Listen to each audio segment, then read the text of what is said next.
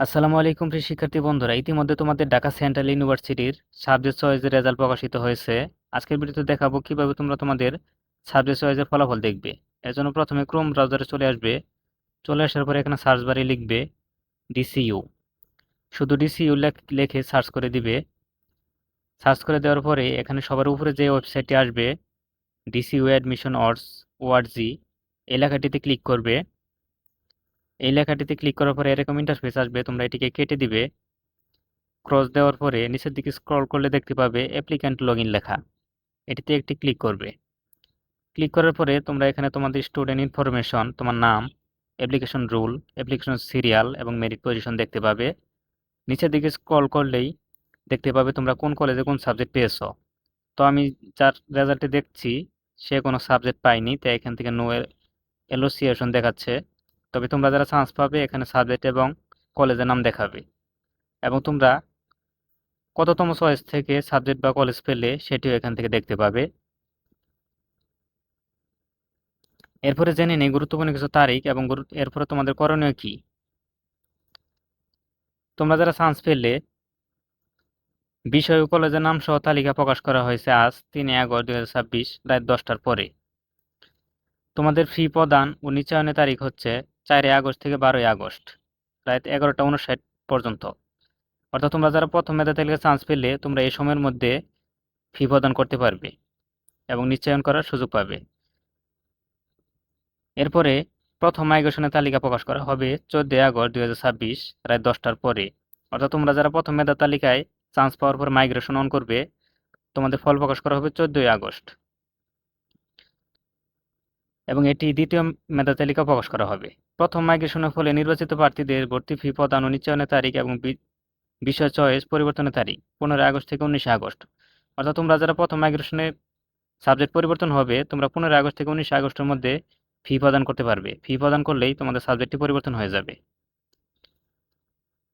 এরপরে দ্বিতীয় মাইগ্রেশনের তালিকা প্রকাশ হবে 20 আগস্ট 2026 রাত 10টার পর। অর্থাৎ যারা দ্বিতীয় মেধা তালিকা চান্স পাবে এবং তারা মাইগ্রেশন অন করবে বা তোমরা মাইগ্রেশনের রেজাল্ট পাবে 20 আগস্ট 2026 রাত 10টার পরে।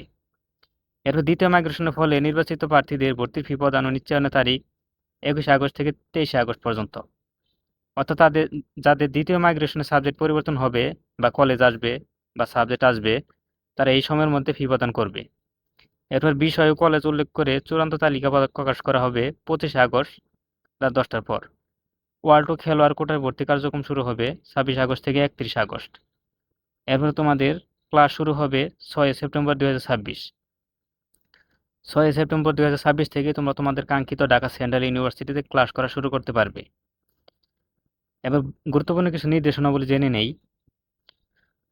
ভর্তি পরীক্ষায় উত্তীর্ণগণ নির্ধারিত সময়ের মধ্যে অনলাইনে প্রদত্ত চয়েস তাদের মনোনীত বিষয় ও কলেজের নাম পছন্দক্রম অনুযায়ী প্রদান করবে, যেটি তোমরা করেছো ইতিমধ্যে।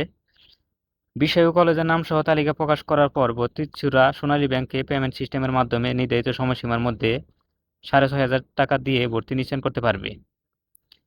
যে সকল শিক্ষার্থী নিশ্চয়ন করবে না তারা যে সকল নিশ্চয়ন করেছে তারা অটো মাইগ্রেশন চালু বা বন্ধ রাখতে পারবে। অটো মাইগ্রেশন চালু রাখলে আসন খালি হলে স্বয়ংক্রিয়ভাবে তোমাদের সাবজেক্ট পরিবর্তন হবে। যে সকল শিক্ষার্থী নিশ্চয়ন করেনি তারা ভর্তির জন্য আর বিবেচিত হবে না।